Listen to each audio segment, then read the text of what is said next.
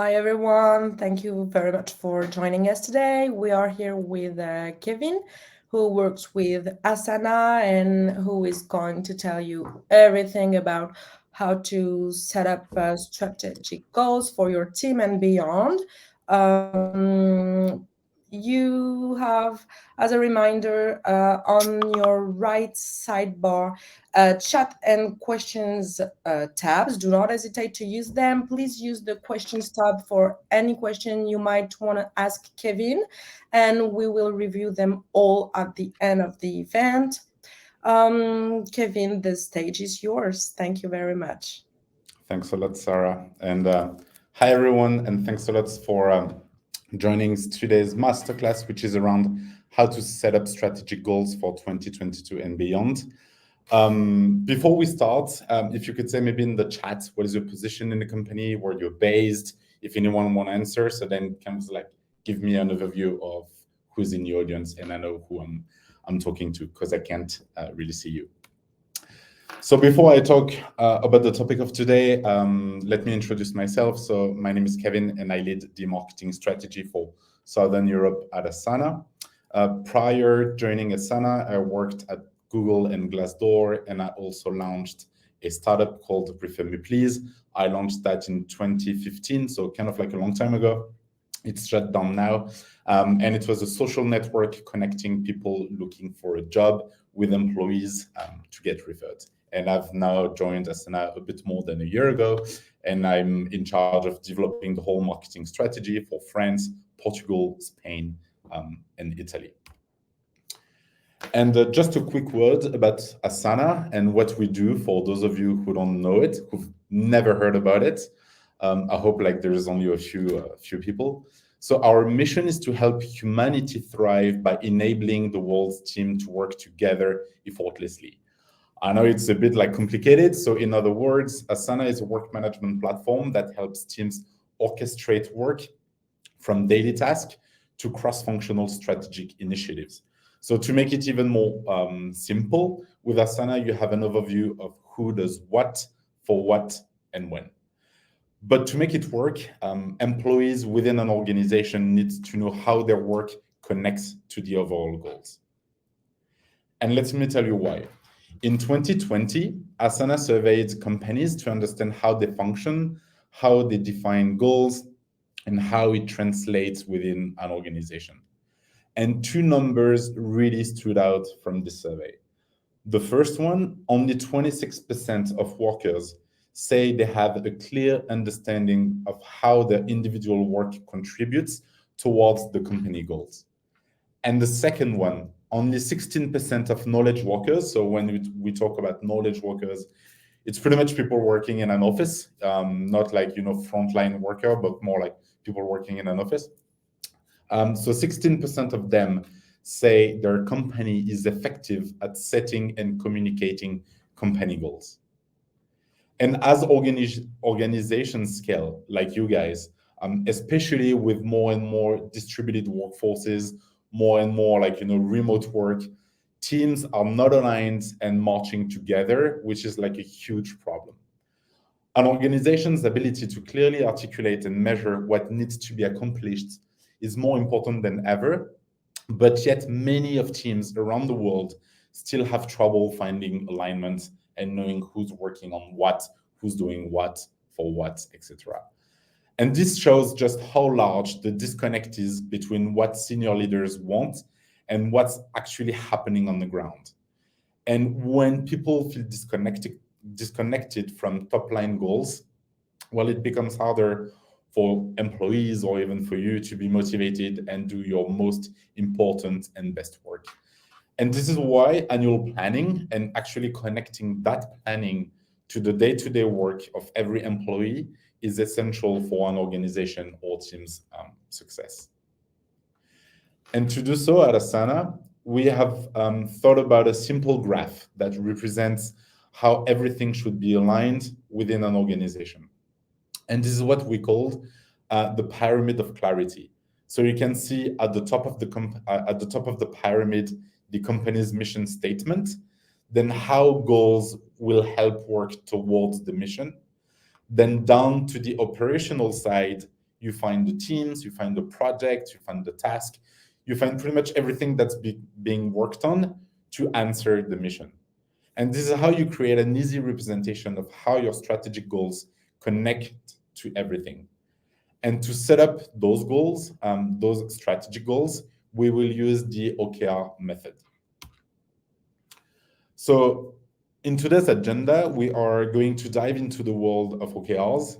What are they? How you set them up? How to make the best out of them? And we will leave some time for questions at the end, as Sarah said. So I'll be more than happy to answer them. And I'll end the presentation as well with a concrete example of OKRs using a company that I'm sure like everyone have heard about, which is SpaceX. So before you start, there's one thing you need to do before everything, and it's define your North Star. So the North Star for any annual plan beyond the mission of the company is the company-wide strategy for the next fiscal year. In other words, what is the big goal or goals that everyone is going to work towards? In a well-made annual plan, everyone's goal and task will ultimately contribute to the company strategy in a concrete, documented way, and this is critical. And before you start, you have to answer those following 3 questions. First one, what are the top priorities as a company for the upcoming year? You can pick 1 to 3. What objectives do we need to achieve in order to deliver on those priorities? And the third one, what are the targets? And some examples for company-wide goals could be, I just literally invented them, but I'm pretty sure you know yours. But it could be $10 million in annual revenue. It could be like a 10% increase in customer retention. It could be like 25% growth in headcount. You name it. You just define them. And last but not least, finance and recruiting will join the conversation eventually. Obviously, in a small organization, finance and recruiting will be like the CEO, maybe CEO. But if you are a bigger company and you already have people working in HR and finance, they will help you. So they look at the growth patterns across the company and they help you determine how much money is available, the headcount needed to achieve these goals, the budget needed as well to achieve the goals, how much money is available for each, etc.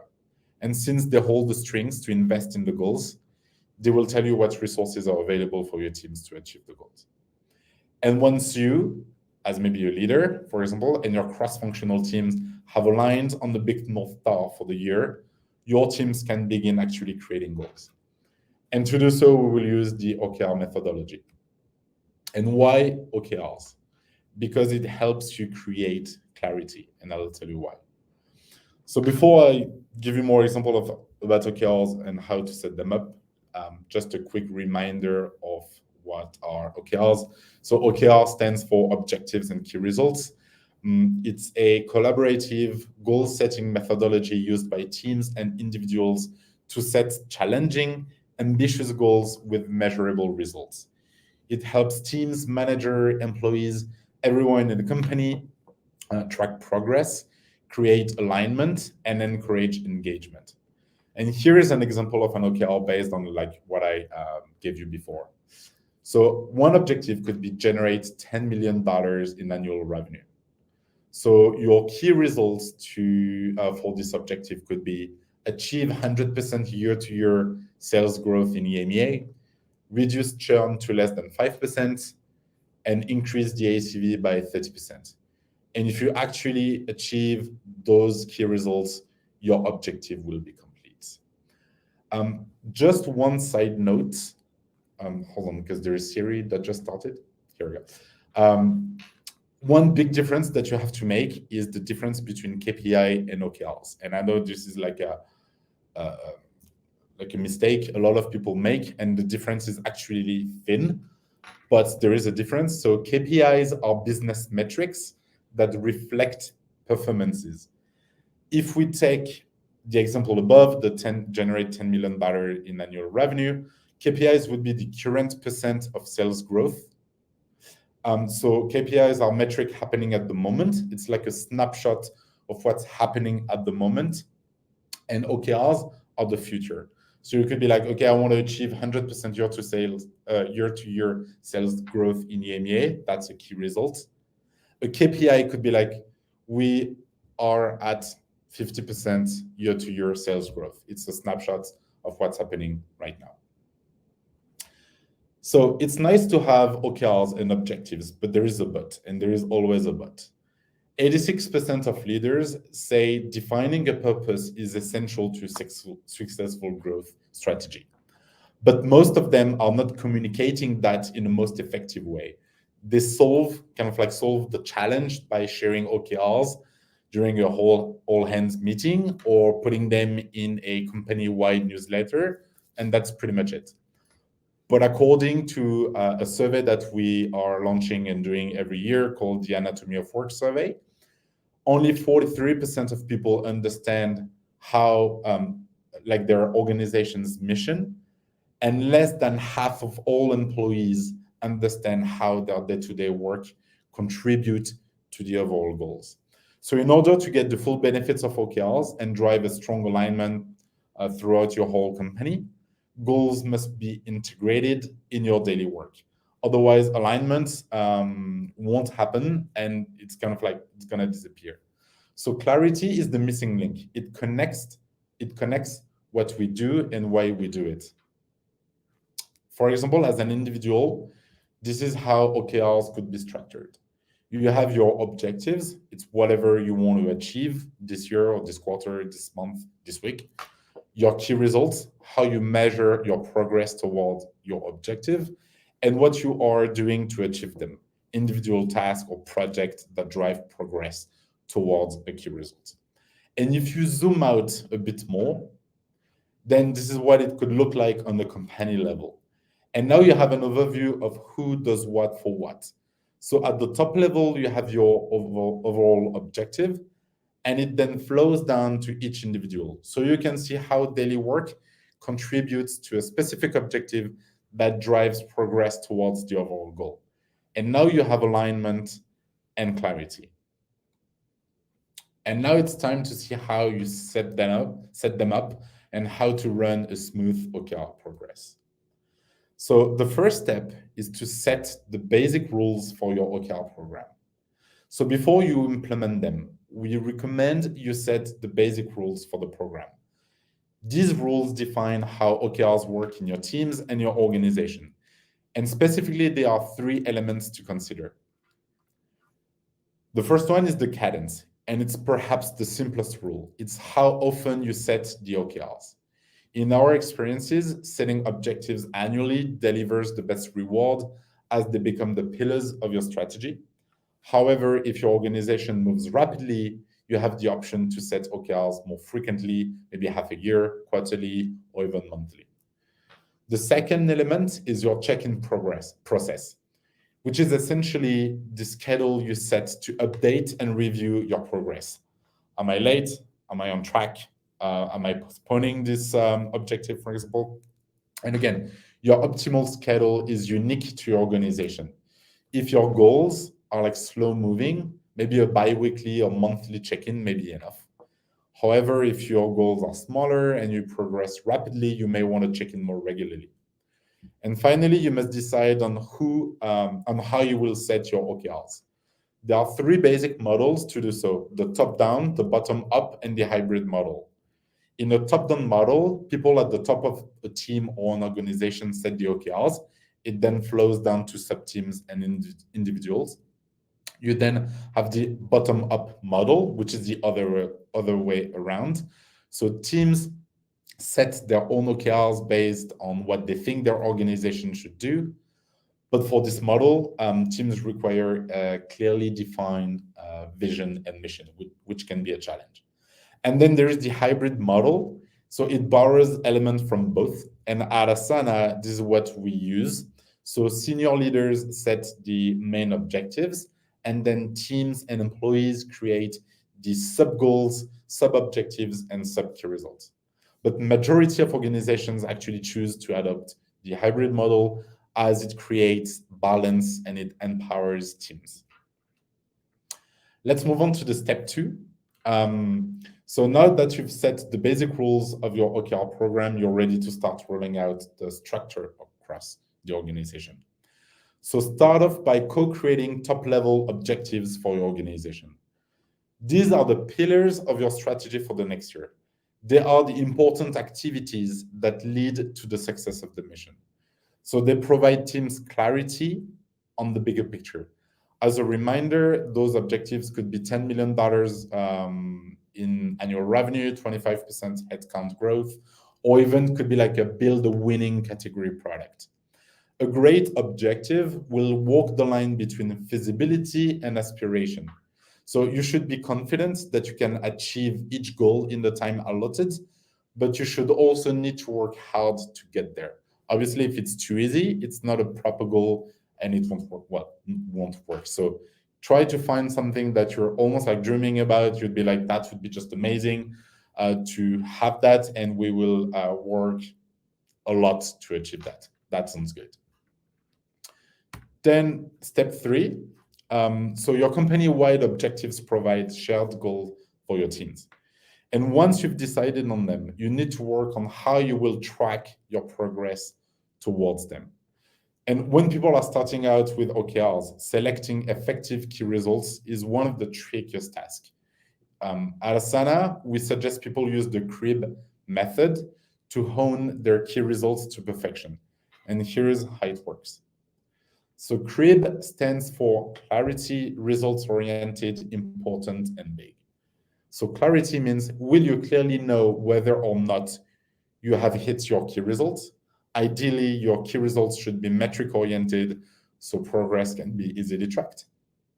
Results-oriented is your key results focused on outcomes rather than the work required to achieve it, so outcome and not process. Important, do you care about the result? Would you be disappointed if you failed? And then big, are your key results large enough to effectively measure progress towards your objective? So avoid using a key result to represent a specific piece of work that simply needs to be completed. Like send an email is not a key result. Think bigger. And at Asana, we aim to hit 70% of our key results in each period. If we achieve more than that, we know we were not ambitious enough in our planning. And just a side note for you to make it easy if you want to create OKRs. So objectives are the what. They express the goals and intents. They are aggressive yet realistic. They must be tangible, objective, unambiguous, should be obvious to a rational observer whether or not an objective has been achieved. This is why if you use a number, for example, it's easy to know if you are successful or not. And the key results are the how. They express measurable milestones. They must describe outcomes, not activities. So if your OKRs, for example, includes words like consult, help, analyze, participate, they describe activities. Instead, describe the end-use impact of these activities, like publish, launch, develop. That's the 3 that I could think about. So they must include evidence of completion. Step 4, to get the most from OKRs, they must flow down through your organization, guiding the work of smaller teams and individuals. As a rule of thumb, each team or individual should have no more than 3 OKRs. And usually, so at Asana, for example, we have 3 objectives and 3 OKRs. The marketing team, for example, would have 3 objectives, 3 OKRs, etc. So by having 3, it keeps people and teams engaged and challenged, but it doesn't it's not too much, so it spread the focus. You can find here some team OKRs example on this slide, but let's say I lead an engineering team, because I didn't put an example here as a developer, let's say. But one of my objectives could be accelerate the development team speed. So I could have 3 key results. The first one could be increase sprint velocity from 42 to 60 points. Another one could be reduce the average number of bugs per feature from 1.7 to 1, and reduce average code review time by 30%. That's an OKR that you could use if you are leading an engineering team, for example. Step 5, execute, track, and refine. So once you have defined your organization's objectives and key results, it's time to identify the programs and projects you and your team will work on to achieve your goals. And by connecting your goals to the work being done to achieve them, you make it easier to report on your progress towards goal and address any problem, any blockers that might stop you from completing a goal. And connecting your goals to work also keeps your employees engaged. People want to know that what they do matters, and the best way to show them that is to connect their work to high level goals. So when they understand how the day-to-day work fits into the bigger picture, they feel empowered to do their best work. And finally, step 6, grade and reflect on OKRs. So once your planning cycle is completed, your work still isn't finished. So instead of immediately moving on to the next cycle and thinking about the next OKRs, ask your team to pause and grade their OKRs. Individuals should be accountable for grading the key results and writing a short write-up explaining the grading. An example of grading could be achieved. The team hit the criteria of the key result as defined. Partial. The team has made significant progress towards the original goal, but the success criteria is not fully attained. Missed. Not enough has been done to achieve the partial grading, so it's a fail. And dropped. The goal was eliminated or postponed in light of shifting priorities. And that happens. You need to be more and more agile. If one of your OKRs is not a priority anymore for this month, quarter, or fiscal year, obviously you can either cancel it, you can postpone it to the next year or the next period. It's not a problem. So those were the 6 steps to set up OKRs. And I'd like to finish this masterclass by giving an example using a company, as I said, SpaceX. And I'm sure everyone knows what is SpaceX. So I tried to think about what could be SpaceX OKRs. So then you kind of understand how everything is aligned and how everything works. So we could start with SpaceX mission, which could be advance our understanding of space and technology to enable people to live on other planets. To fulfill this mission, the strategy could be to land astronauts on Mars and obviously return them safely. You are not going to leave them there, so no one will want to go. And so based on that, what is the company-wide objective? Well, it's a flight plan. You need a flight plan to go to Mars. So based on the company-wide objective, which is the flight plan, different objectives could arise. You could have a business objective that could be avoid spending SpaceX entire budget. So it's kind of monitoring how much you spend, for what, the return on investment, etc. A product objective that could be build spacecraft that can keep humans alive and healthy for 6 months. And you could have a human resources objective that could be recruit astronauts and a ground control team. And the KRs, the key results based on those objectives, could be plan budget for launch. So that would be the business objective, answering to the business objective. Study effects of space flight on the immune system. You could have hire 8 pilots, 4 payload specialist astronauts, etc. And to do those key results, you will have projects and you will have individual tasks that could be review cost for cargo spacecraft, could be develop tests to grow vegetables in space so the astronauts can eat.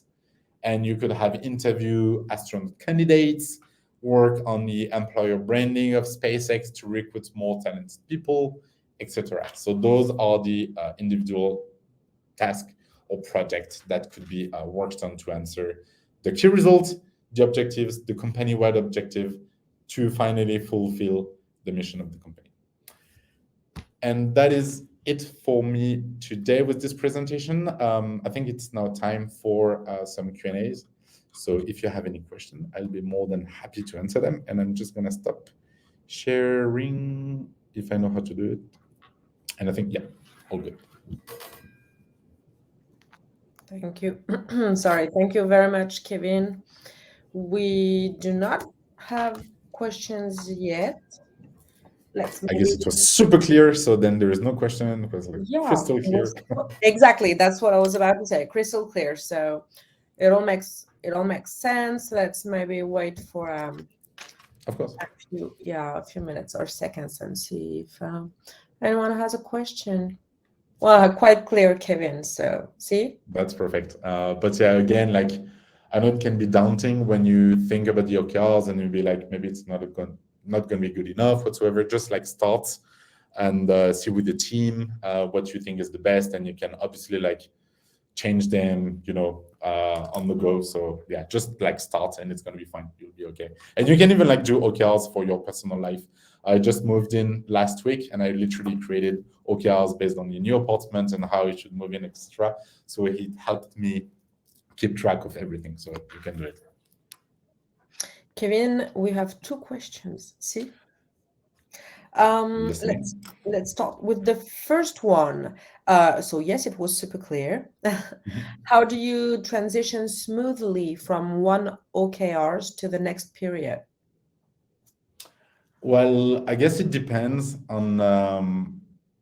So I'm gonna try to think about my OKRs, for example. So as a marketing leader, I would have three OKRs, let's say. The first one would be obviously generate leads for my sales team. So that's one main objective.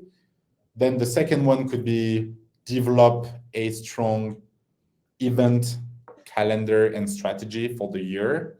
And the third one would be, I don't know, increase Asana's brand awareness within the region.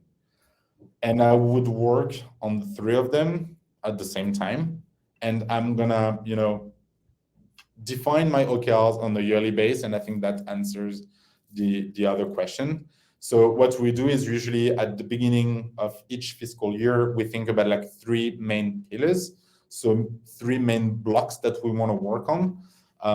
So the ones that I just mentioned. So that's going to be for the whole year. And then at the end of each quarter, we're going to track our progress and see if we are late, if we're on time, if actually we had to shift priorities. Something like we were like, okay, this year we're gonna focus on events, but maybe COVID could like come back, all the events could be canceled, so obviously it doesn't become priority.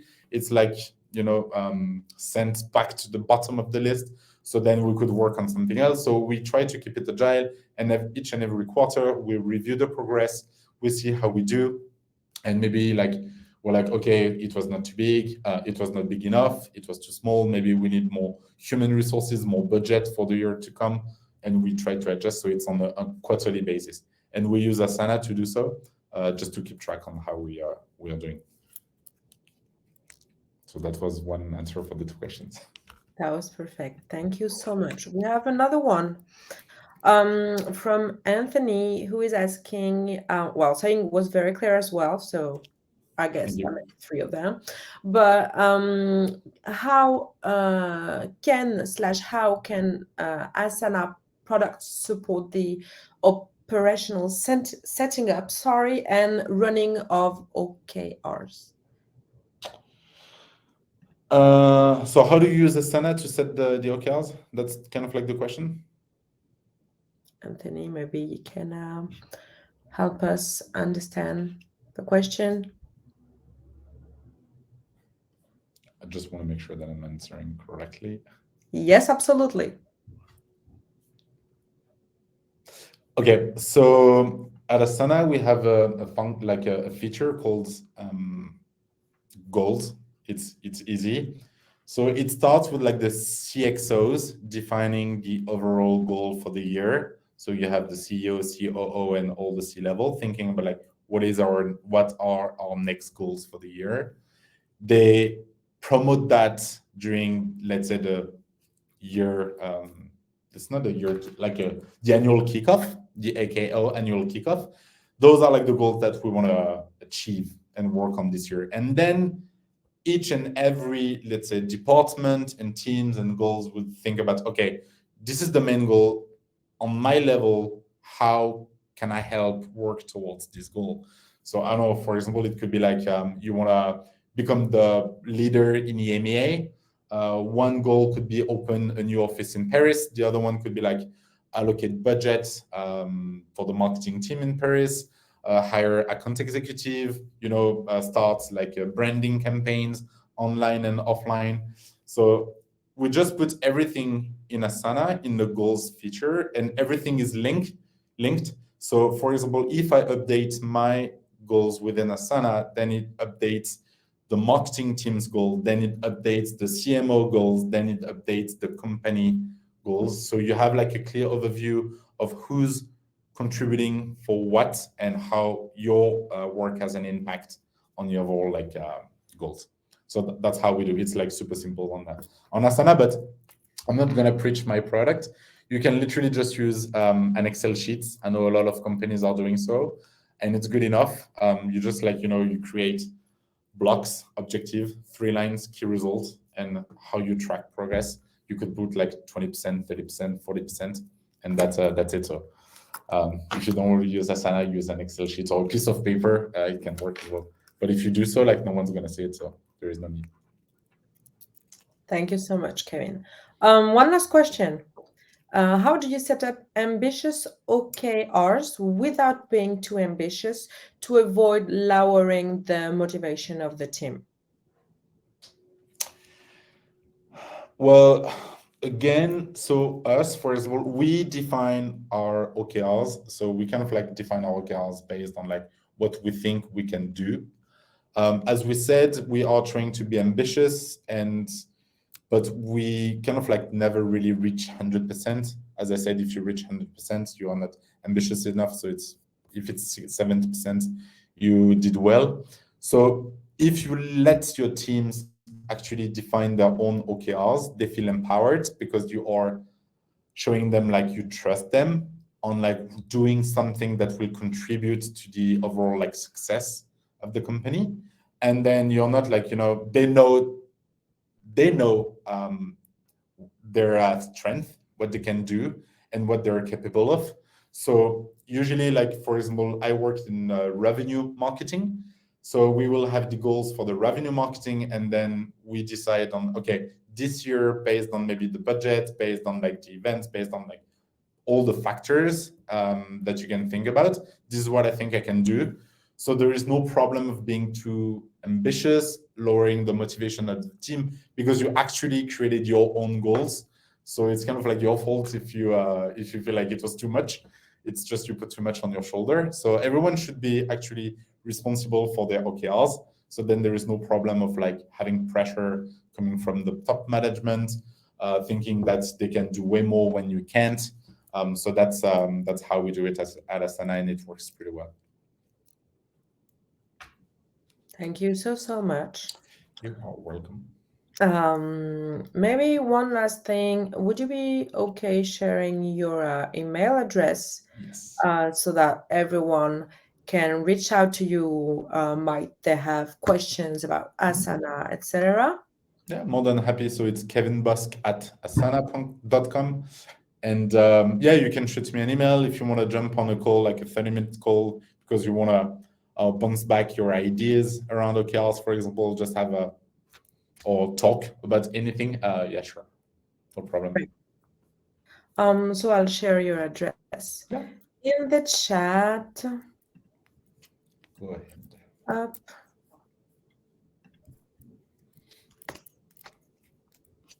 Great. Okay. Thank you so much, Kevin. You are more than welcome. Thanks a lot for having me today. Oh, our pleasure. See you very soon. Thank you everyone for joining today. Ooh, a lot of thank yous. Great. Thank you everyone. Bye-bye, Kevin. Thank you so much. Bye-bye. Bye. Bye.